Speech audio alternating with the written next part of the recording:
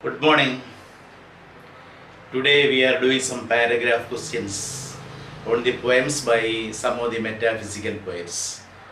First of all, we are doing an important paragraph question on the collar. The mysticism in George Herbert's poem, The Collar. Mysticism, what is mysticism? It is the belief that union with the God or the spiritual understanding of knowledge inaccessible to the intellect may be attained through contemplation and self-surrender. ഒരുതരം spiritual ആത്മീയമായ understanding, ആത്മീയമായ വിജ്ഞാനം, അത് നമ്മുടെ സാധാരണ ബുദ്ധിക്ക് നേടാവുന്നല്ല. ആത്മീയമായ വിജ്ഞാനം അത് നേടണമെന്നുണ്ടെങ്കിൽ it needs contemplation and self surrender. Deep തോട്ടും അഗാധമായ ചിന്തയും സെൽഫ് സറണ്ടർ, നമ്മൾ സ്വയമേ ദൈവത്തിന് സമർപ്പിക്കുന്ന ആ ഒരു മനോഭാവം ഉണ്ടെങ്കിൽ മാത്രമേ we can have the nearness to the spiritual understanding of knowledge. That is what is mysticism. ഈ കോളർ എന്ന് പറയുന്ന കവിതയിൽ കോളർ എന്ന് പറഞ്ഞാൽ ഉദ്ദേശിക്കുന്നത് ടൂൾ ഓഫ് കൺട്രോൾ, നിയന്ത്രിക്കാനുള്ള ഒരു ഉപകരണം. അതായത് just like the dogs belt, പട്ടിയുടെ ഷോൾഡറിൽ അണിയുന്ന ആ ഒരു ബെൽറ്റ് പോലെ ദൈവം നമ്മുടെ ഷോൾഡറിൽ ഒരു കോളർ അണിഞ്ഞിട്ടുണ്ട്. To control us, to bridle us, നമ്മളെ കടിഞ്ഞാണിടാനായിട്ട് ഒരു ചെറിയൊരു കോളർ ഇട്ടിട്ടുണ്ട്. So many people protest against the collar placed on the shoulder by God. So what is the answer? George Herbert was popularly known as the Holy Mr. Herbert. George Herbert was popularly known as the Holy Mr. Herbert. His poetry is profoundly, deeply religious. മതപരമായ കവിതകളാണ് അദ്ദേഹത്തിൻ്റേത്. The poem The Collar presents a spiritual conflict of high intensity. The poem The Collar presents a spiritual conflict of high intensity. ഉയർന്ന തീവ്രതയിലുള്ള ഒരു ആത്മീയമായ ഒരു സംഘർഷമാണ് the collar എന്ന് പറയുന്ന കവിത അവതരിപ്പിക്കുന്നത്. We find the poet struggling against the mild yoke, the gentle control, mild yoke placed by God on his shoulders. കവിയുടെ ഷോൾഡേഴ്സിൽ ദൈവം ഇട്ടിരിക്കുന്ന ഒരു മൈൽഡ് യോക്ക്, ഒരു ചെറിയ നിയന്ത്രണം, ദി കോളർ. അതിനെതിരെ സ്ട്രഗിൾ ചെയ്യുന്ന കവിയെ നമ്മളിവിടെ കാണുന്നത്. So we find the poet struggling against the mild yoke placed by God on his shoulders. He talks about breaking that collar. The poet he speaks about breaking that collar and returning to a state of reckless liberty. Careless liberty. വളരെ care free ആയി നടക്കണം, കെയർലെസ്സായി liberty ആസ്വദിക്കണം. അതിനു വേണ്ടിയിട്ട് ഈ collar, ദൈവം അണിയിച്ചിരിക്കുന്ന ഈ collar പൊട്ടിച്ചെറിഞ്ഞ് the poet wants to enjoy the absolute reckless liberty. However, one word from God is enough to bridle him. ദൈവം കൂടുതലൊന്നും ചെയ്യുന്നില്ല. He uses one word, ഒരു വാക്ക് ഉപയോഗിക്കുന്നു, ചൈൽഡ്. ആ ഒരൊറ്റ വാക്ക് ഉപയോഗിക്കുമ്പോഴത്തേക്കെന്നാണ് a complete total change comes over to the poet. However, one word from God is enough to bridle means control him. ഒരൊറ്റ വാക്ക് ഉപയോഗിക്കുന്നതിലൂടെ ദൈവത്തിന് അവനെ കൺട്രോൾ ചെയ്യാൻ കഴിയുന്നു. He knows that it is the voice of paternal affection. Paternal means fatherly affection. ഒരു പിതൃസഹജമായ സ്നേഹമാണ് ഈ വാക്കിലൂടെ ഉരുത്തിരിയുന്നത് എന്ന് കവി മനസ്സിലാക്കുന്നു. Hence he submits to the will of God most obediently. Hence he submits to the will of God most obediently. ഏറ്റവും വിനയത്തോടു കൂടി ദൈവത്തിൻ്റെ ഇച്ഛയ്ക്ക് അങ്ങ് സമർപ്പിക്കുകയാണ് ചെയ്യുന്നത്. It is interesting to note that the whole poem is built around a single image, a single metaphysical conceit. ഒരു single image അല്ലെങ്കിൽ ഒരു single metaphysical concept മാത്രമേ ഇതിൽ ഉപയോഗിച്ചിട്ടുള്ളൂ. ഒരൊറ്റ അലങ്കാരമാണ് ഉപയോഗിച്ചിരിക്കുന്നത്. That is what is the collar. That the collar. The collar is to a dog a symbol of both slavery and protection.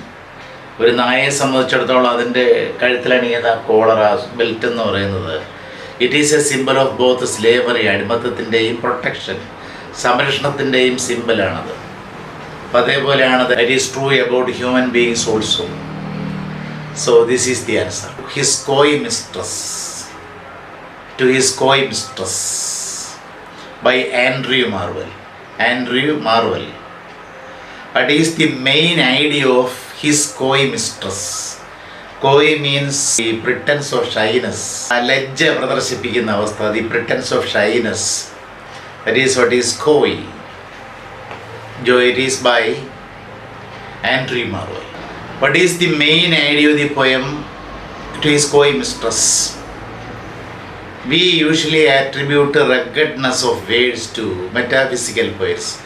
One of the visible attributes of metaphysical poems, metaphysical verses or metaphysical poems is the ruggedness, roughness. നമ്മൾ സാധാരണ metaphysical പോയംസിൽ നമ്മൾ ആരോപിക്കുന്ന ഒരു കാര്യം എന്ന് പറയുന്നത് ആ കവിതകളുടെ റഗ്ഗഡ്നെസ്സാണ്, റഫ്നെസ്സാണ്. In Andrew Marvell, the ruggedness is there only with regard to the subject matter. Andrew Marvellൻ്റെ കവിതകളിൽ the ruggedness can be seen only with regard to the subject matter, not on the versification. കവിതയുടെ രചനയിൽ, കവിതയിൽ നമുക്ക് റഗ്ഗഡ്നെസ് കാണാൻ കഴിയുന്നത് അതിൻ്റെ ആശയത്തിൽ മാത്രം, അല്ലെങ്കിൽ അതിൻ്റെ സബ്ജക്റ്റ് മാറ്റർ മാത്രം. കവിതയുടെ വിഷയത്തിൽ മാത്രമേ ഒരു പരുക്കൻ സ്വഭാവം കാണാൻ കഴിയുന്നുള്ളൂ, കവിതയിലും കാണാൻ കഴിയുന്നില്ല. ഡണ്ണിൻ്റെ പോയത്തിലേതുപോലെ കവിതയിലൊന്നും അങ്ങനെയുള്ള റഗ്ഗഡ്നെസ് നമ്മൾ കാണുന്നില്ല. The style is elegant and graceful. About the style of Andrew Marvell, the style of Andrew Marvell is elegant. Elegant means പ്രൗഢമായ, stylish. The style is elegant and graceful. Graceful, beautiful. So in his poem to his coy mistress, coy means making a pretense of shyness or modesty.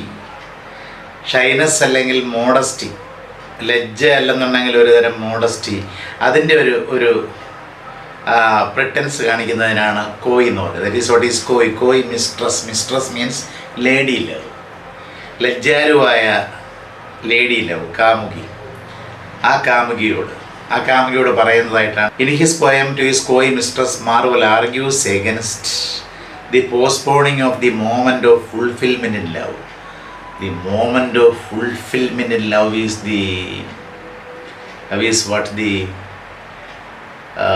sexual connection.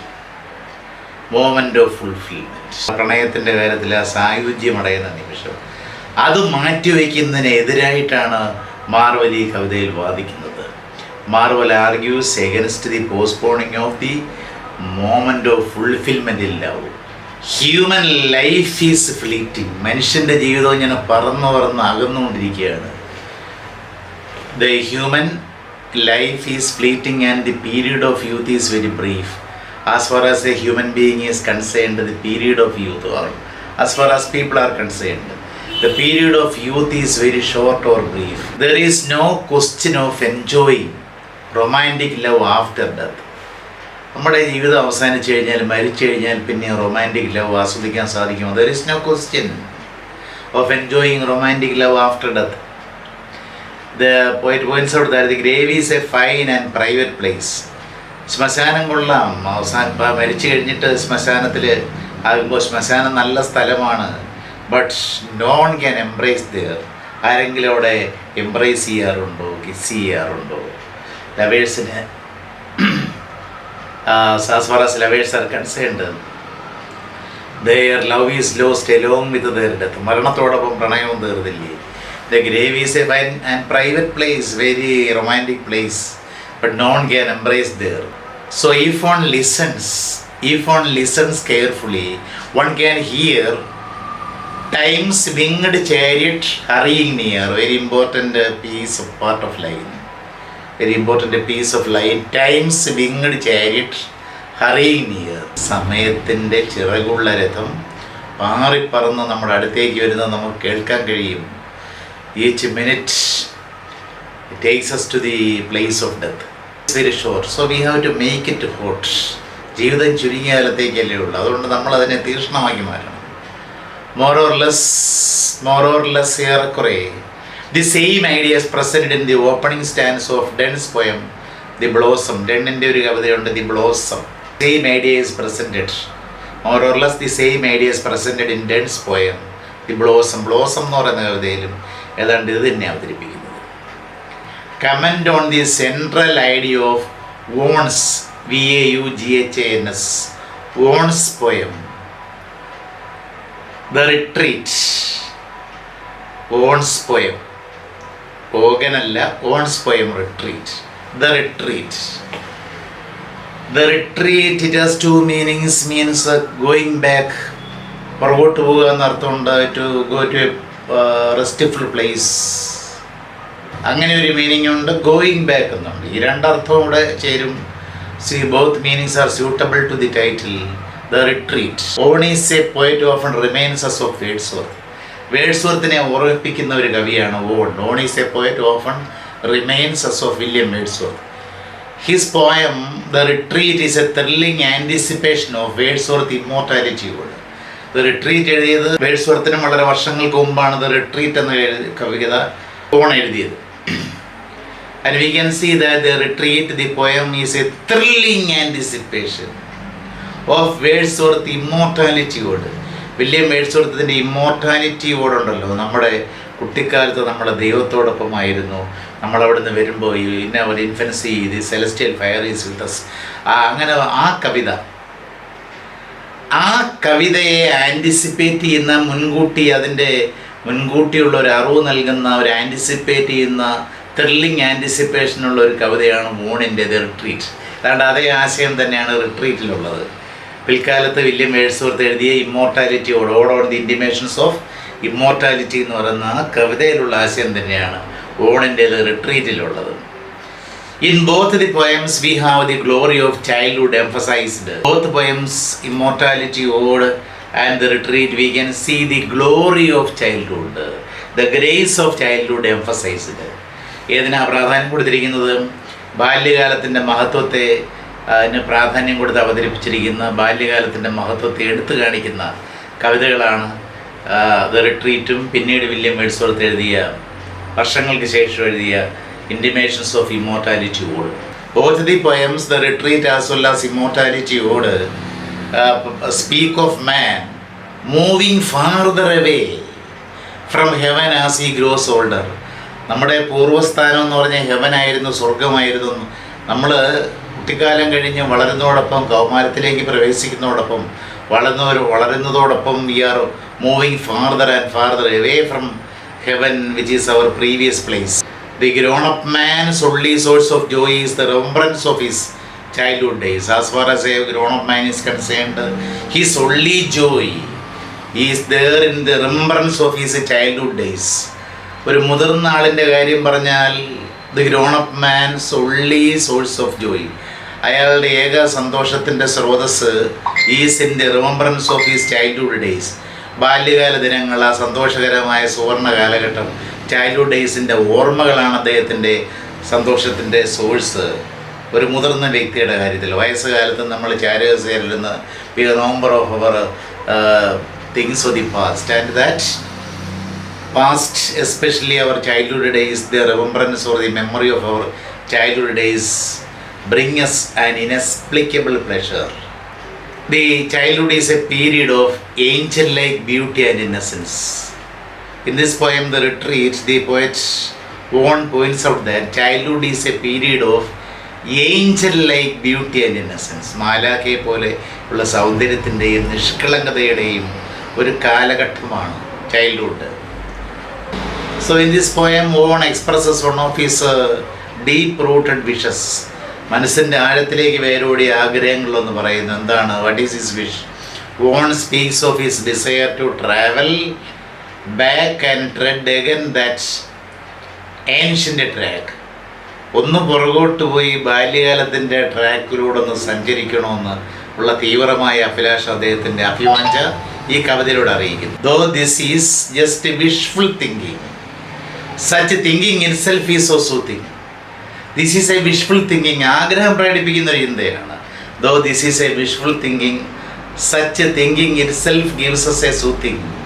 Such a thinking itself is so soothing, so comforting. ആ ഒരു ചിന്ത തന്നെ വളരെയധികം ആശ്വാസം നൽകുന്ന ഒന്നാണ്. These are the 3 poems you have to study other than Dent's poems.